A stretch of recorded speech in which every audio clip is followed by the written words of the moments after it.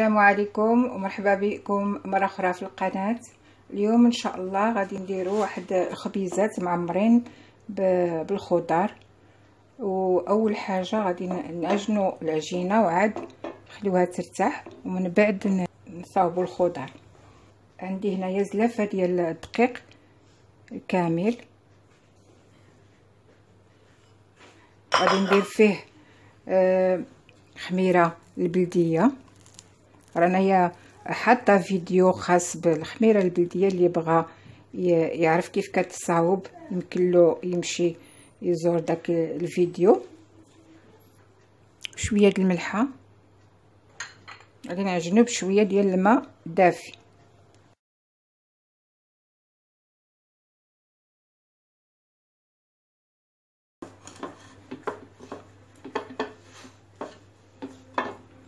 نضيف له شويه الزيت البلديه،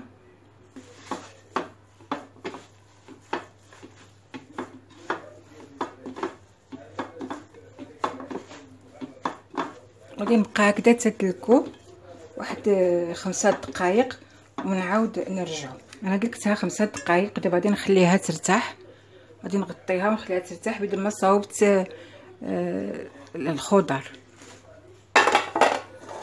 قطع الفلفله رقيقه،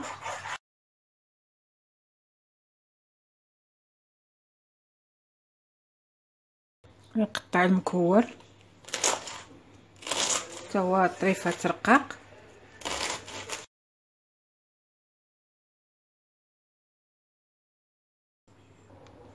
غادي نحك خيزو،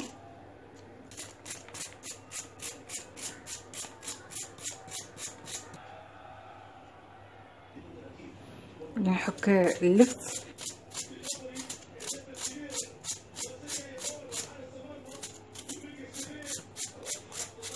غادي نحك القرعه،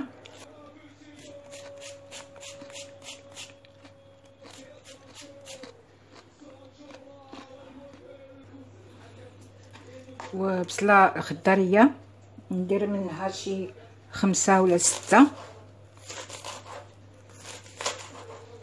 راه مفيده هاد البصله الخضاريه، وما تحيدولهاش داك الربيع الخضر، راه هو اللي مفيد للصحه.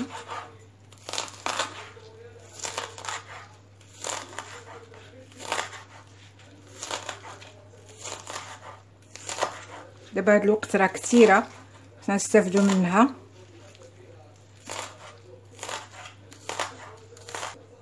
غادي نقطع حتى هادو داك الربيع ديال البسباس، اولا نقولوا له الشيبت، حتى هو راه زوين ومفيد. غادي نقطعو حتى هو مع الخضار.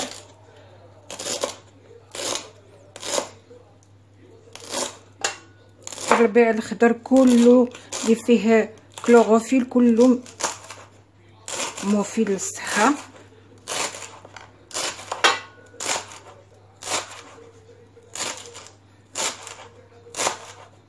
اذا الخضر اللي غادي ندير هنايا، درت 2 ديال الفتات محكوكين، وهنايا درت راس ديال الكرنب صغيور مقطع طريفات، وهنا حكيت 2 خيزويات، وهنا 2 اولا 3 ديال المزاود الفلفله، وهنا 2 قرعات محكوكين، وهنا شي 5 ديال البصلات خضاريات، وهنايا ربطه ديال الشبت اولا الربيع ديال بسباس.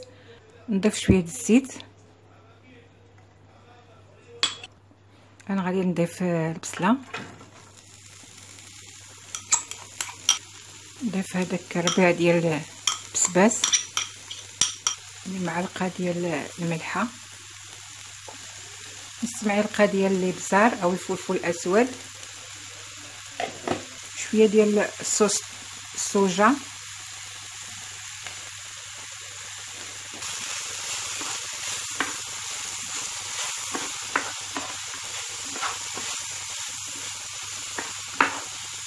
نضيف كلشي لان خصو كلشي يدخلوا الطياب.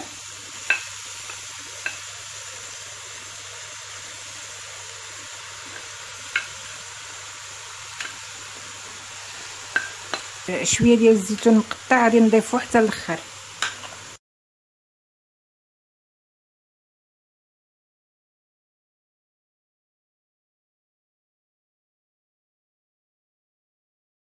نغطيها باش طيب دغيا.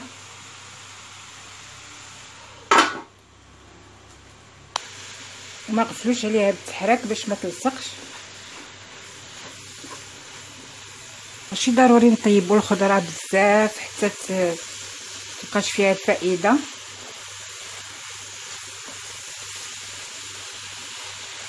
انا باقا غادي طيب عاوتاني مع دوك الخبيزات. نضيف هذاك الزيتون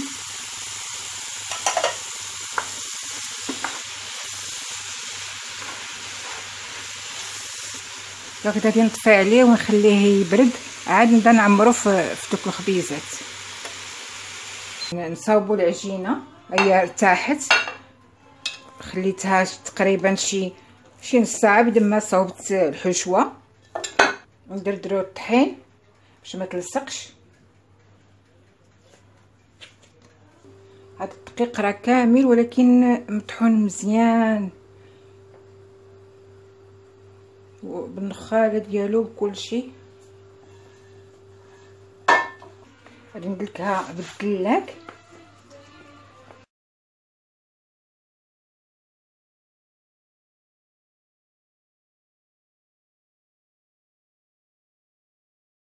قبل ما نلويها غادي ندير واحد الخلطه، 2 معلقات ديال الطحين. غادي نضيف خماره، شويه ديال الابزار،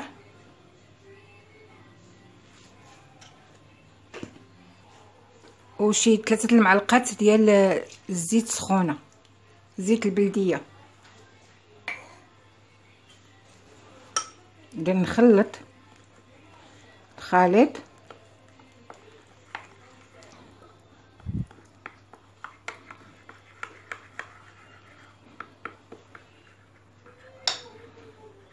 وغادي نكبو فوق العجينه.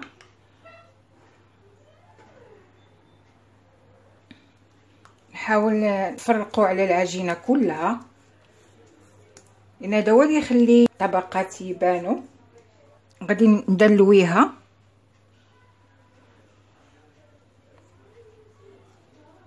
على شكل رولو.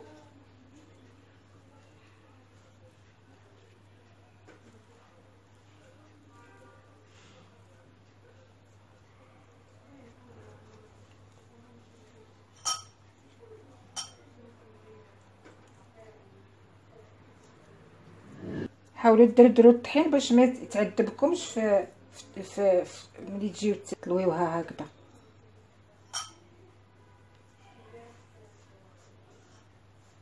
قطعها تقريبا متساويه.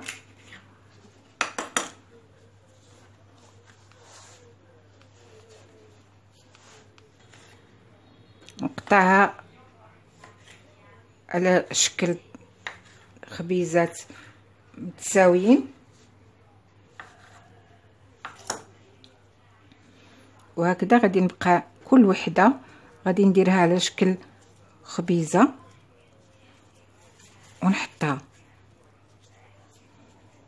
تنعاود ندير لها الحشوه، نلصقوهم من الجناب وتنتنيهم هكذا.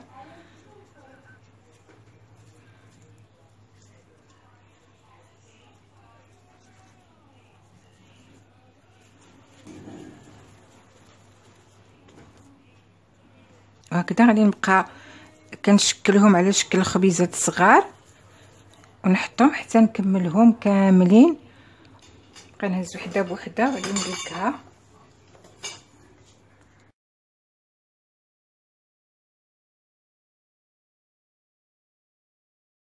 ندير فيها الحشوه.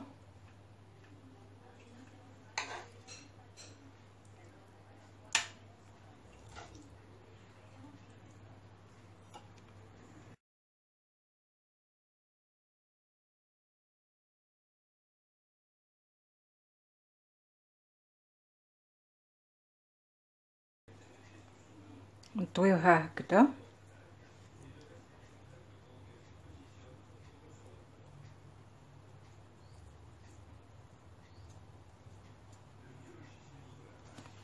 نقلبوها ونقرصوها.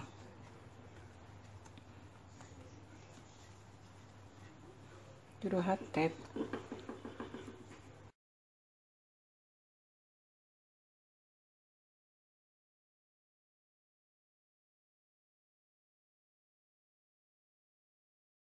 وهكذا غادي نبقى دايره مع كل وحده حتى نكمل ونعاود نرجع.